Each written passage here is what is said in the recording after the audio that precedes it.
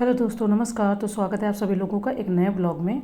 तो ये हमारी मॉर्निंग शुरू हो गई और आज फिर हमने ये सूर्य जी के दर्शन भी कर लिए और यहाँ थोड़ा सा टहल भी लिया, क्योंकि पार्क हमारे पास में नहीं है और वहाँ जाने का थोड़ा टाइम भी कम होता है। तो छत पे ही 2-3 मिनट हम टहल लेते हैं, फिर बाद में हम थोड़ा बहुत जो एक्सरसाइज होती है वो घर पर कर लेते हैं। ठीक है, तो ये इस तरीके से सामने मंदिर भी है। और फिर मैंने आज सुबह आई, क्योंकि 4 बजे नींद खुल गई थी, तो मैंने सोचा लाओ आधे घंटे कम से कम तो इसको यूज़ कर ले। तो हमने फिर यहाँ पर जो इकोनॉमी है 1 ईयर की, उसी को हमने कंप्लीट भी किया, प्लस में हमने रिवीजन भी किया। तो देखो, इकोनॉमी में ज़्यादातर मैंने आपको पूरे क्वेश्चन एनालाइज करके 2012, 13 के, 14 के दिखाया था।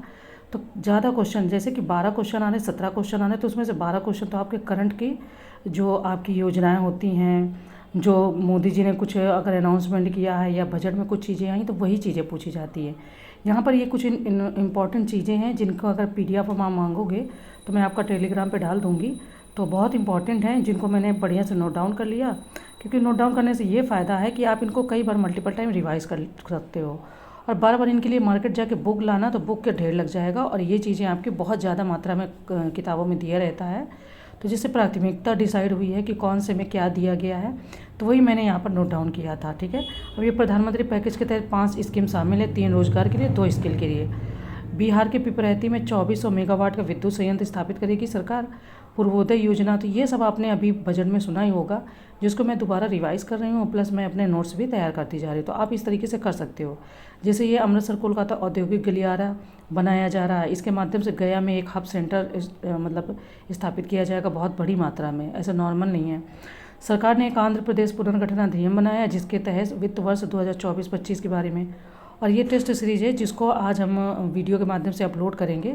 ये आपकी विज्ञान एवं प्रौद्योगिकी की है और प्लस पर्यावरण की।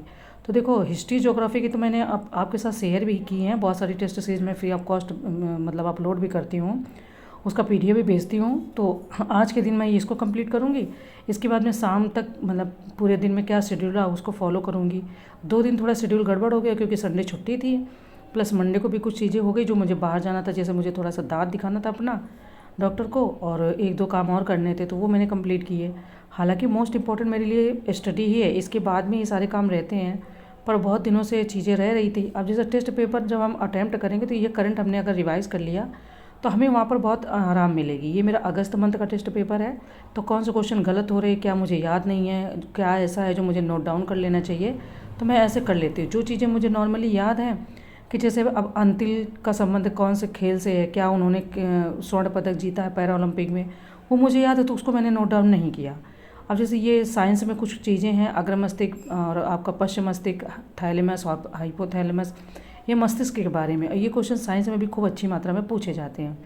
तो इस तरीके से मैं 2-3 चीज़ें एक साथ लेके चलती हूँ एक दिन में, और उन्हें मैं रिवाइज़ करती हूँ। रिवाइज़ करने के बाद मैं देखती हूँ कि मेरे टेस्ट पेपर में नंबर कैसे आ रहे हैं।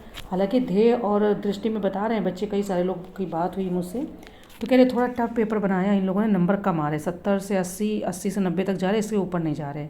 तो जो भी रहेगा फिर मैं शेयर करूँगी। तब तक आप अपना ख्याल रखें और पढ़ते रहते हैं।